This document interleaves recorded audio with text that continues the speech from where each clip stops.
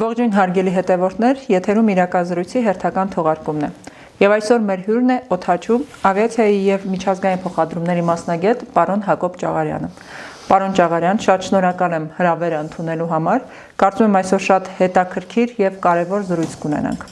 Ճիշտ ասած, ձեզ հրավիրելու միտքը ինձ մոտ ծագեց ձեր այս վերջին հոդվածից, որը դուք հրապարակել եք Իրան-ամերիկյան այս պատերազմի ընթացքում տեղի ունեցող նոր վերադասավորումների մասին, լոգիստիկ ուղիներում, աշխարհաքաղաքական զարգացումների եւ ցույց եք տվել այն հնարավորությունները, որը նման ճգնաժամերը ստեղծում են այդ թվում Հայաստանի նման երկրների համար։ Պարզ է, որ մի հոդվածի շրջանակներում հնարավոր չի պատկերելի արժեք ներկայացնել եւ կուզեի, որպեսզի այս թեման դուք որպես մասնագետ, որպես գործընթացները հասկացող շատ ավելի մանրամասն ներկայացնեիք մեզ հասարակ ունկնդիրներից, որպեսզի պարզ լիներ այն իրական հնարավորությունները, որոնք կան Հայաստանի համար, բայց որոնք իրացնելու համար պետք է գիտելիք, պետք է ցանկություն եւ կամք, եւ դա կարողանանք զատել այն կեղծ աղմուկից, որը մեր մոտ չափից դուրս շատ է։ Բարև ձեզ, շնորհակալություն հրավերի համար։ Տարօրինակ է, որ այդ գաղափարը ինչ որ մեկին հետաքրքրեց, թեկուզ ես գտնում եմ եւ համարում եմ, որ լոգիստիկայի ճանապարհների հարցը շատ կարեւոր է եւ մարդկության ամբողջ պատմության ընթացքում միշտ եղել է գլխավորներից մեկը։ Ընդհանրապես պատմությունը ցույց է տալիս, որ պատերազմների ժամանակ եւ պատերազմներից հետո վերաձևավորվում են ուղիները, ազդեցության ոլորտները, բայց ապրանքատեղափոխությունը երբեք չի դադարում։ Ուշադրություն դարձրեք, մի փոքր պատմական ակնարկ անեմ։ Մետաքսի ճանապարհը գոյություն ունի մեր թվարկությունից առաջ երկրորդ դարից մինչև մեր թվարկության 15-րդ դարը, 17 դար գոյություն է ունեցել եւ պակասել կամ դադարել է իր գոյությունը միայն նրա համար, որ նավերով տեղափոխությունները, ծովային տեղափոխությունները առաջացան, արդեն զարգացան եւ գետնի վրայով ճանապարհը ավելի գնաց երկրորդ պլան։ Հիմա Իրանի հետ կապված իրավիճակում տեսեք, իմ համոզմամբ եւ հետազոտությունները ցույց են տալիս, որ ճանապարհները, հաղորդակցության ուղիները նավթի, վառելիքի, էներգակիրների հետ հավասար ունեն ազդեցություն եւ առիթ են հանդիսանում պատերազմների։ Ինչ է կատարվում մեր տարածաշրջանում։ Տարածաշրջանը զարգացավ եւ երբ Չինաստանը եւ Հնդկաստանը սկսեցին արագ զարգանալ, հասան ինչ-որ մակարդակի, համաշխարհային հանրությունը սկսեց ուղիներ որոնել այսպես կոչված I1 ծրագրի տակ։ I1-ը դա India Middle East Europe Corridor, այդ ծրագիրն է Հնդկաստան, Միջին Արևելք, Եվրոպա միջանցքը։ Միջանցքը ուներ մի քանի հնարավոր ուղիներ, որոնցից մեկը Հնդկաստանից Միացյալ Արաբական Էմիրություններ, հետո Սաուդյան Արաբիա, Հորդանան եւ Իսրայելի նավահանգիստները օգտագործելով հասնում էր Եվրոպա։ Երկրորդ ճանապարհը դա անցնում է Միջին Ասիայով, Կասպից ծովով, Բաքվով եւ կամ Հայաստանով կամ առանց Հայաստանի Վրաստանով գնում է Թուրքիայով այդ ճանապարհը։ Իմ կարծիքով այս պատերազմի գլխավոր խնդիրներից մեկը ոչ միայն էներգակիրներն են, ինչ որ Տրամպը իր պարզունակությամբ նույնիսկ հայտարարեց, որ պատերազմի իմաստը նավթն է, այլ նաև հաղորդակցությունների ճանապարհները եւ այս ձևափոխությունների ընթացքում փոքր պետությունները ստանում են մեծ հնարավորություն զարգացնելու իրենց դերը, կամ զարգացնելու, կամ մնալ ճամփեզրին։ Հիմա Հայաստանի առաջ բացվել է մի նոր հնարավորությունների պատուհան։ Նախորդ ընդգծեմ եւ միգուցե վերջում էլ կընդգծեմ, որ այդ պատուհանը երկարաժամկետ չի։ Դա 2-3, լավագույն դեպքում 5 տարի է տևելու։ Ներգրավվել հաղորդակցությունների ուղու մեջ, այդ ծրագրի մեջ եւ դրանից բացի դառնալ Իրան արևմուտք կապի հանգույց, կապի կառավարման, կարգավորման, հավաքագրման հանգույց։ Բացի դրանից ուշադրություն դարձրեք այն փաստի վրա, որ բոլորս ուշադրություն դարձնենք այն փաստի վրա, որ պատերազմական ժամանակներում, ժամանակաշրջաններում պատվիրատուները, բեռնափոխադրողները սկսում են ուշադրություն դարձնել ոչ միայն ժամանակի արագության եւ արժեքի վրա, այլ ավելի մեծ ուշադրություն են դարձնում բեռների անվտանգ տեղ հասնելու վրա։ Այդտեղ արդեն օգտագործում է մուլտիմոդալ մոտեցումը, որը իրենից ներկայացնում է համակցություն ծովային, երկաթգծային, ավտոմոբիլային, օդային տրանսպորտների։ Այդ ասածս բոլոր նյութերը իրար հետ, բոլոր գաղափարներն իրար հետ, հաշվի առնելով Հայաստանի աշխարհագրական դիրքը, Հայաստանին այսօր հնարավորություն են տալիս դառնալ լոգիստիկ կենտրոն։ Դա ուղղակի ֆանտազիա չի, դա պատմության, ուսումնասիրության, վիճակագրական տեղեկությունների հիման վրա արած հետևություն է։ Բացի այդ, Հայաստանը, բացի Իրանից, ունի երկընտրանքային ճանապարհի հնարավորություն։ Տեսեք, մեր երկընտրանքը, մեր երկու ճանապարհը Իրանն էր, իրանական նավահանգստներով ծովափետ կապելու եւ Վրաստանը, ինչպես նաեւ կարող է հանդիսանալ Թուրքիան։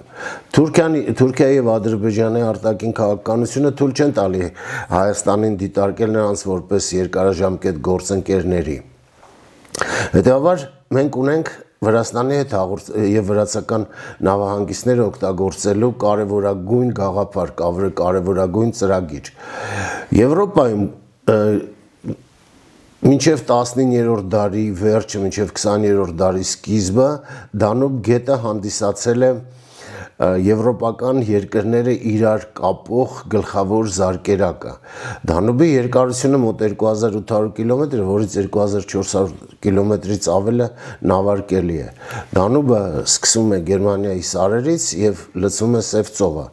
Այսինքն ուկրաինական Արլովկա նավահանգիստը եւ նրա դիմաց գտնվող ռումինական Իսաչե նավահանգիստը արդեն իսկ սկիզբն են Դանուբ գետը որպես հաղորդակցության արտերիա օգտագործելու։ Դանուբի վրա կան երկու մեծ բուլղարական նավահանգիստներ, դա Ռուսենե եւ Լոմ նավահանգիստները։ Ռումենիան ունի Կոնստանցա ծովային նավահանգիստը, Բուլղարիան ունի Բուրգաս եւ Վառնա ծովային նավահանգիստները։ Կա մշտական հաղորդակցություն Փոթի եւ Բաթումի պորտերից դեպի եւ Բուրգաս եւ Վառնա։ Հեռավորությունը դեպի Բուրգասից եւ Վառնայից հեռավորությունը դեպի Լոմ եւ Ռուսե շատ կարճ է։ Դանուբ գետով Հայաստանը կարող է ներգրավվել այդ ծրագրին, իմիջիալոց ասեմ, ես աշխատում եմ այդ ծրագրում, դա հանդիսանում է իմ եւ գործընկերներիս հիմնադրած ծրագրերից մեկը, որը որ կոմերցիոն նպատակ իմ համար չի կրում, եւ կարող է ներգրավվել այդ ծրագրի մեջ ունենալով հասանելիություն ամբողջ Դանուբի երկարությամբ։ Դա կլինի, ասենք, ռումինական Իսաչե նավահանգստից կամ ռուսե կամ Լոմ նավահանգիստներից բուլղարական եւ ամբողջ Եվրոպայով 12 երկիր է ներգրավում։ Դանուբը նաեւ Մայնի ջրանցքով կապված է հյուսիսային ծովի հետ, այստեղ արդեն սկանդինավյան երկրներն էլ են կապնվում, հասանելի դառնում։ Այսօր Բուլղարիայի եւ Հունաստանի կառավարության միջև պայմանավորվածություններ են գնում Ռուսե եւ Լոմ նավահանգիստները կապել Սալոնիկի եւ հունական Թեսալոնիկ եւ Վոլոս նավահանգիստների հետ, որոնք գտնվում են արդեն Ադրիատիկ ծովի վրա։ Այսինքն Հայաստանը պարտական է օգտագործել այս շանսը։ Հայաստանը կարող է դառնալ միջազգային փոխադրումների կենտրոն, համակարգիչ կենտրոն, եւ այդ հնարավորությունը, այդ պատուհանը շատ կարճ է։ Ոստեղ ամենակարևորը իմ կարծիքով, ես վստահ եմ դրանում, ամենակարևորը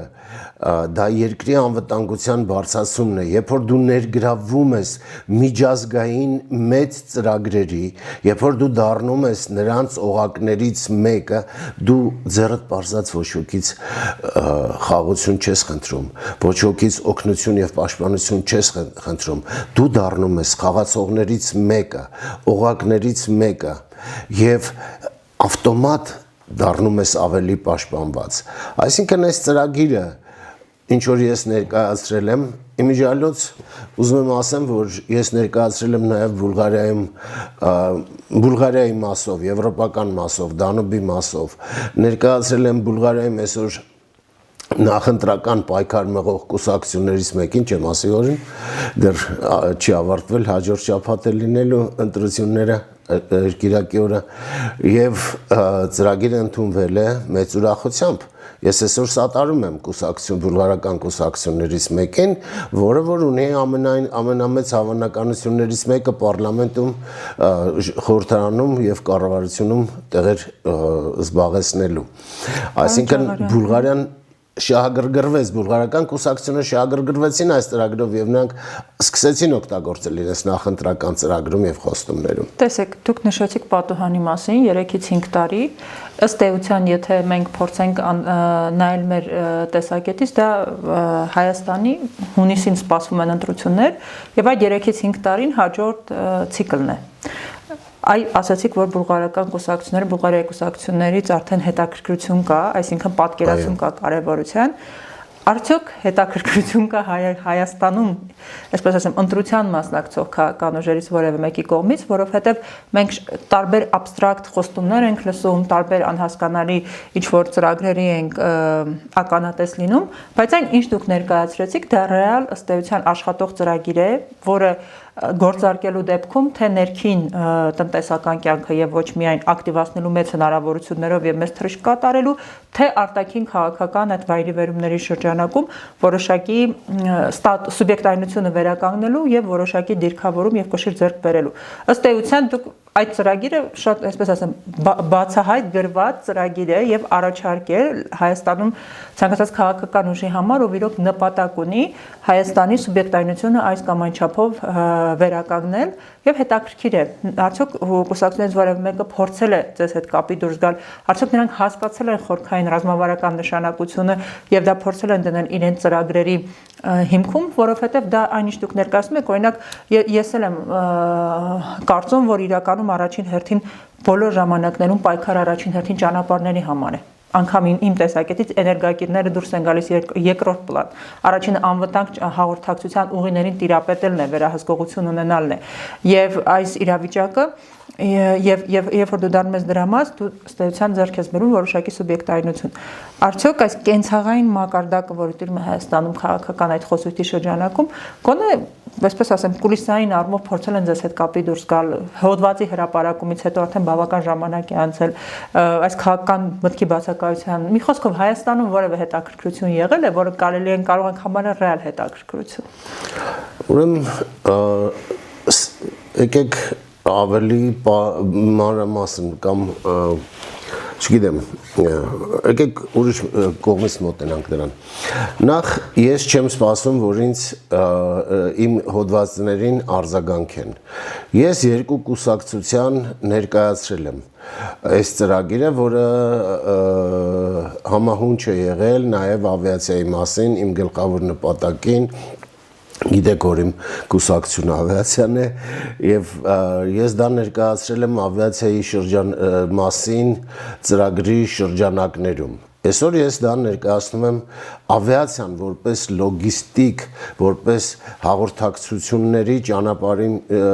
ծրագրի մեջ ներառված մուլտիմոդալ համակարգի մի մասնիկ, մի մոդուլ։ Ես արդեն ավիացիան դիտարկում եմ այս կտրվածքով։ Կուսակցությունների կողմից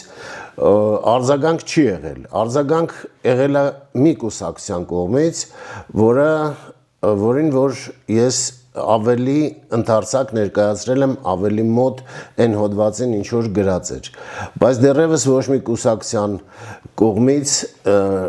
ոչ մի կուսակցության ծրագրում անկախ նրանից դա իմ գաղափարն է, թե իմ գաղափարը չէ, հաղորդակցությունների գաղափարը, հաղորդակցությունների ուղիների գաղափարը միշտ մնում է ակտուալ եւ որևէ կուսակցության կողմից նույնիսկ չսիրելով ինձ այդ ծրագրին մոտենալու այդ ծրագրի մասին բարձրաձայնելու ես չեմ լսել, չեմ կարդացել, չեմ հանդիպել ու անկախ նրանից մարդիկ կարդացել են իմ հոդվածը թե չէ, անկախ նրանից մարդիկ խորացել են դրա մեջ թե չէ, ցանկացած կուսակցություն առաջի հերթին պետք է մտածի երկրի անվտանգության մասին, հաղորդակցությունների միջազգային հաղորդակցությունների ուղիների մաս դառնալը դա երկրի անվտանգային խնդիրն է, դա անվտանգության գրավականներից մեկն է, դա երկրի տնտեսական անկախության գրավական է, այն չոր նավահանգիստ, բան, դրանք սա հեքիաթներ են։ Շատ զարմանալի է, որ դա չի հետաքրքրել այս ծրագիրը, այսքան տարի չի հետաքրքրել նաև իշխող կուսակցությանը, որտեղ եթե նրանք որևէ քայլեր արածելնեին, ես կարծում եմ, որ հիմա բոլոր լրատվամիջոցներով հայտարարել էին դրա մասին։ Հիշենք տիեզերքի պատմությունը արդեն գրավել ենք տիեզերքը բան Բասկոնիայի գյուղատնտեսության նախարարության Սպուտնիկի մեջ մի փոքր բան դնելով արդեն հայտարարեցին, որ տիեզերքը գրավել են։ Հիմա այս հարցը չի հետաքրքրել նույնիսկ իշխող կառավարությանը, որովհետև գիտեք մոտեցումներն են տարբեր։ Ես գտնում եմ, որ արժանապատիվ ապրելը, ինքնապաշտպանության բոլոր մեթոդները օգտագործելը, այդ թվում եւ միջազգային մեծ խաղացողների ներգրավել, հետաքրքրություն ներկայացնել, քեզնով այդ խաղացողների մոտ դառնալ, միջազգային խաղարկումների օղակներից մեկը դա անվտանգության բարձրացում է։ Եթե Հայաստանը այսօր այդ հարցը չկարգավորի, եթե Հայաստանը այսօր դրանով չզբաղվի, Միջին Ասիայից Թուրքմենբաշի նախկին Կրասնովոդսկ Բաքու պարոմը հաստատ օգտագործվելու է, Բաքուն Թբիլիսի Կարս երկաթուղին անպայման աշխատելու է։ Հայաստանը մնալու է, որ ասում են կներեք բորձյուրին։ Հայաստանը մնալու է ճամփեզրին եւ ստեղ ոչ ոք չի քննադատելու արդեն Ադրբեջանի կողմից հերթական հարձակումը։ Հայաստանի այդ ծրագրի ներգրավմանը ոչ ոք թույլ չի տալու Ադրբեջանի կողմից եւ Թուրքիայի կողմից այդ հարձակումը։ Պարզեն բացատրում։ Այո, բայց մի հատ ուզում եմ դիտարկում անեի, հատուկ մեր հետևորդների համար, որ երբ որ դուք խոսում եք լոգիստիկ ուղիների, հանգույցների եւ այդ մասին, որպեսզի անալոգիա չգնա ճակերտավոր խաղաղության խաչմերուկի հետ։ Դուք քո տարածքում այդ լոգիստիկ ուղիների վերահսկողը խաղաղության խաչմերուկը Ադրբեջան-Թուրքիա իրար հետ կապող խաչմերուկ է։ Գաղափարն է ուզում ասել, որ կարևոր է, որ դուք քո տարածքում վերահսկողը եւ որոշողը դու ես, այսինքն դա քո տարածքն է եւ քո օրենքներով են այդտեղ շարժվում, ոչ թե պատվիրակում ես օտարին եւ օտարն է որոշում։ Այո, իհարկե։ Այդ դա է ֆունդամենտալ տարբերությունը, ասենք իշխող ուժի եւ ձեր մտածողության։ Ֆունդամենտալ տարբերությունը նրանում է, որ այս դեպքում, երբ որ դու դառնում ես միջազգային համակարգի մի օղակ, դու չես աշխատում քո ուզած ձևով, դու աշխատում ես միջազգային այդ շղթայի օրենքներով, որը որ բոլոր երկրները, դրա բոլոր մասնակիցները ունեն իրենց ինքնուրույն շահերը, նրանք չեն վերապահում իրենց արտոնությունները այլոց, այսինքն մենք կարող ենք ունենալ այնքան ինչքան շղթայի մյուս օղակները, մյուս մասնիկները, բայց դա ամբողջությամբ բավարար է, ամբողջությամբ վերահսկելի է քոյս օրենքներով, քոյս ենթակայության տակ եւ ոչ ոքի իրավասությանը տված չէ։ Այո։ Շատ լավ։ Ուզում եմ անդրադառնանք մի ուրիշ կարևոր հարցին էլ, ավիացիան, քանի որ դուք նշեցիք, որ ավիացիան ձեր կուսակցությունն է, եւ ես ձեզ արդեն բավական երկար տարիներ առաջնորդին որպես օդաչու, որպես ավիացիայի մասնագետ գիտեմ, մեր հանրության մի զգալի հատված այդպես էլ չի գիտակցում սեփական ավիացիայի կարևորությունը, ռազմավարական կարևորությունը։ Փորձենք այդ հարցը համեմատաբար մատչելի կերպով բացել եւ ցույց տալ, որ իրականում լոw-քոստերները գուցեև կայացած երկրներում լավ են, բայց Հայաստանի նման երկրում, որտեղ ավիացիան խայտառակ վիճակում է գտնվում, մենք ըստ էության զրկվում ենք հաղորդակցության եւ անվտանգության մի կարևորագույն բաղադրիչից էլ եւս, եթե չենք պատրաստում, եթե չունենք մեր ավիացիան, եթե կորցնում ենք մեր կադրերին եւ նորերին չենք պատրաստում, այսինքն անդրադառնանք այս ցավոտ թեմային էլ։ Մեր զրույցի նախորդ մասում ես նշեցի, որ այս պարագաներում պատերազմական պարագաներում ընտրում են ոչ թե կարճ ուղիները, այլ անվտանգ ուղիները, նույնիսկ թանկ, բայց անվտանգ։ Ավիացիան հանդիսանում է նախորդ ասածներից վրա հիմնված նրա մի մասնիկը, լոգիստիկ շղթայի, տեղափոխումների շղթայի, լինի դա մարդկանց թե բեռների, դրա մի մասը։ Ավիացիան հանդիսանում է այդպիսին։ Այս պարագայում Հայաստանում կզարգանա, արագ կզարգանա եւ ուղևորափոխադրումները եւ բեռնափոխադրումները։ Ադրբեջանը դա վաղուց է հասկացել։ Ադրբեջանը ունի հզոր, բավական հզոր բեռնափոխադրող ընկերություն, դա Silkway Airlines-ն է, որը ունի մեծ Ռուսլան օդանավներ, Boeing 747 օդանավներ, նույնիսկ նոր արտադրության Il-76 եւ հին արտադրության An-12, այսինքն բազմաֆունկցիոնալ ավիաընկերություն է, ինչ որ ասենք մեր մոտ մի քանի անհատներ սեփական ավիաընկերությունները կազմակերպելով տարիներ ձգել են հայկական ավիացիան եւ տարիներ ձգել են օդաչուների, հայ օդաչուների գոյությունը, պաշտպանությունը։ Օրինակ իմ ընկերությունից 16 հոգի գնացել է Արմավիա։ Միայն Արմավիան ես տվել եմ 16 օդաչու։ Հա։ Արմավիայի 22 հրամանատարից 14-ը իմ մոտից է գնացել։ Հիմա մենք կարող ենք ունենալ թռիչքային զարգացում բեռնատար ավիացիայում, իսկ ավիացիան հանդիսանալով ամեն պարագայում գոյատևող կապի միջոց, ռազմավարական մեծ նշանակություն ունի սահմանափակ երկրների համար, ինչպիսիք են Հայաստանը։ Օրինակ, տեսեք, Իռլանդիային ոչինչ չի սպառնում, բայց Իռլանդիան կղզի է։ Իռլանդիան այնքան է զարգացրել իր ավիացիան, որ դա բերում է երկրի տարեկան հնայի մոտ 1/3-ը։ 13.5 միլիարդ արդյունաբերության լոկոմոտիվ է։ Այո, 13-14 միլիարդ եվրո գումար է բերում երկրին ավիացիան։ Նույնը Սինգապուրը, փոքր Սինգապուրը, գիտեք, երբ որ նրա այնտեղ 200-ից ավել մեծ օդանավ է գրանցված։ Եթե այդ օդանավերը միասին հայտնվեն Սինգապուրում, նրանց թևերի տակ կմնա ողջ երկիրը, նրանց թևերը ավելի մեծ տարածք են զբաղեցնում, քան երկիրը, եւ այդ ավիացիան փոքր Սինգապուրին բերում է նույնպես 10 միլիարդ դոլարից ավել տարեկան շահույթ։ Ավիացիան դա միայն տեղափոխումներ չեն, ավիացիան դա արդյունաբերություն է, դա արտադրություն է, ոնց որ Էմիրատներն արեցին, սարքեցին հաբ։ Հիմա ես խոսում եմ Հայաստանը հաբ դարձնելու մասին։ Ինչ վերաբերում է լոw-քոստերներին, դուք անդրադարձաք լոw-քոստերներին։ Ուրեմն ասեմ, որ ձեր հանդիսատեսի համար պարզ լինի, որ տոմսը էժան չի նրանց մոտ։ Օդանավի տոմսը, ընդհանրապես օդանավի տեղափոխության արժեքը կազմված է մի քանի բաղադրիչներից, որը որ բոլորի համար նույնն է։ Ասենք լինի դա low cost, թե առաջնակարգ ավիաընկերություն, ոչ մի բան չի փոխում, նրանք օդանավեր են գնում, ունեն ամորտիզացիա, նրանք նույն շարժիչներով են, նույն նավթն են վառում, նույն մնացած ծախսերը բոլորը նույնն են։ Ուղղակի low cost-երների բանն անում է, օրինակ քիչ սերվիս են տալի, քիչ ծառայություններ են մատուցում, դրանով շատ ուղևոր են վերցնում, շատ են տոմս վաճառում, եւ բացի դրանից low cost-երների բոլոր low cost-երները աշխատում են նոր ուղղություններից ստացած սուբսիդիաների վրա։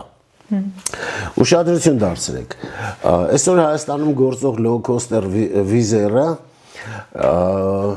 Հայաստանի կառավարությունը վիզերի հետ, հունգարական վիզերի հետ պայմանագիր է կնքել, որ նոր ուղղությունների համար նա վճարելու է ամեն նստատեղին 20,000 դրամ, դա 40 եվրո է, դա 50 եվրո է, ամեն նստատեղին, այդ օդանավերը 190, 189 նստատեղ ունեն, 190, վիզերը այսօր, ասենք Սոֆիայի թռիչքը օրինակ, ըստակ աշխատում էր, ամբողջությամբ բարձրացած, բայց նրանք կանգնեցին Սոֆիան կողքը Բուխարեստի թռիչքը բարձրացին, որ նոր ուղղություն լինի։ Նոր ուղղությունները կազմում են վիզերի թռիչքների կեսը։ Այսինքն եւ վիզերը հայտարարել է, որ 2026 թվին 1.2 միլիոն ուղևոր է տեղափոխելու Հայաստանից։ Հաշվենք, որ 600,000-ը լինելու է նոր ուղղություններ։ Այսինքն Հայաստանի կառավարությունը այս տարի 30 միլիոն եվրո հատկացնելու է վիզերին որպես սուբսիդիա Հայաստան թռիչքներ կատարելու համար։ Ես էլ հարց եմ տալի, Հայաստանի կառավարությունը երբևիցե 30 միլիոն դրամ որևէ հայկական ավիաընկերության երբևիցե իր ամբողջ պատմության մեջ տվել է, թե չի տվել։ Ինչի համար եք ներդնում ուրիշ մինչև Օրբանի չվերընտրվելը, կարելի ասել նույնիսկ հակառակորդ թշնամի, մեր թշնամու բարեկամ հունգարական ավիաընկերության է, թե դու քո պետական ընկերությունը կարող ստեղծես նրան տրամադրես այդ գումարը 30 միլիոն եվրո, պատկերացնում եք։ Այս է low-coster էժանության իմաստը, նա նախ քիչ ծառայություններ է մատուցում, խցկած է տանում մարդկանց, բերթուլ չի տալի տանելու, պլյուս տվյալ երկրից սուբսիդիաներ է ստանում։ Այսինքն, եթե ամփոփեք, ուղղակի զուտ ուղևորի տեսակետից, ովքեր այդ ռազմավարական պահերը չեն հասկանում, եթե այդ գումարը ըստ էության ստացվում է, որ մենք մեր հարկերից, որտեղ կառավարությունը սեփական գումարը չունի, յուրաքանչյուր տարի 30 միլիոն հսկայական գումար տալիս ենք օտար երկրի, ըստ էության դա վատնում ենք։ Երբ որ այդ 30 միլիոն եվրո, տոմսի գումարներն էլ գնում են ընդե, Հայաստան չեն գալի։ Երբ որ այդ 30 միլիոն տարեկան 30 միլիոն ներդրումը կարող էր բերել նրան, որ մենք վերականգնենք մեր ազգային ավիացիան, դրանով ըստ էության կախված չլինեինք օտար երկրների եւ օտար ավիաընկերությունների քմահաճույքներից, որպեսզի նրանք նույն գնային քաղաքականության հետ կապված մեզ հետ վարվեին ինչպես ուզում ենք։ Այսինքն մենք դառնայինք մրցունակ։ Ստացվում է այդ դառնայինք այդ ուղու այդ շղթայի օղակներից մեկը։ Եվ մի կարևոր հանգամանքի էլ անդրադառնանք, սեփական ավիացիա ունեցող երկրի ստատուսը լիովին այլ է։ Ես դա կարող եմ ասել որպես բժիշկ։ Իմ մասնագիտական ոլորտում երկիր ով ունի սրտային վիրաբուժություն եւ զարգացած սրտային վիրաբուժություն, այդ երկրի մակարդակը եւ ստատուսը աշխարհում ընկալվում է բոլորովին այլ կերպ, քան եթե դու դա չունես։ Որովհետեւ կան ոլորտներ, որոնք լոկոմոտիվ են, որոնք ստատուս են։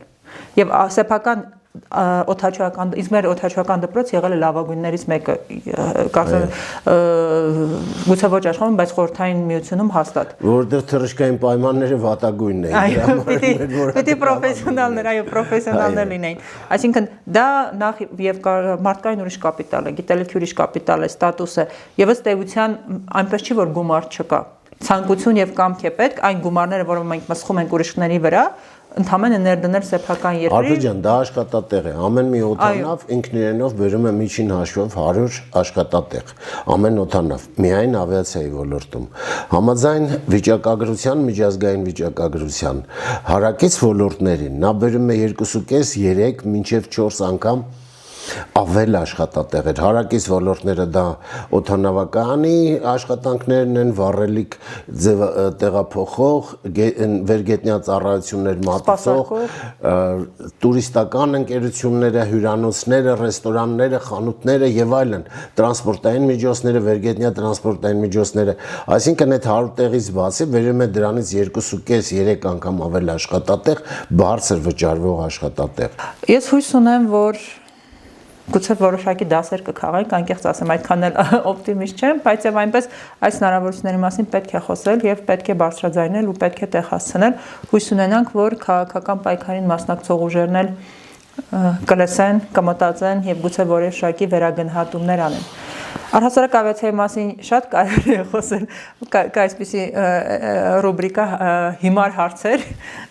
հարցեր զուտ սովորական մարդու տեսակետից, բայց կարծում եմ դա արժի թողել մի այլ զրույցի եւ այսքանով այսօր ավարտենք, որովհետեւ այսօրվա թեման ըստ էության միջազգային բեռնափոխադրումներն է, դրա կարևոր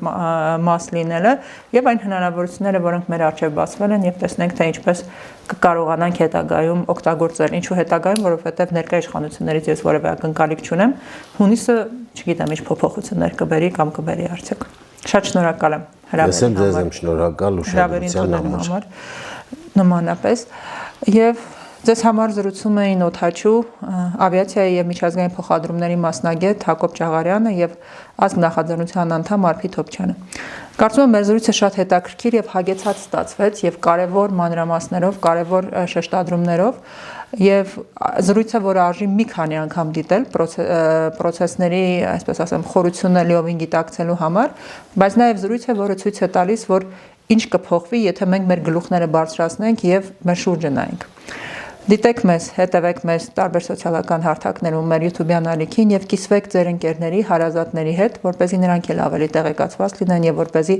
մեր ձայնը ավելի լսելի դառնա։ Շնորհակալություն։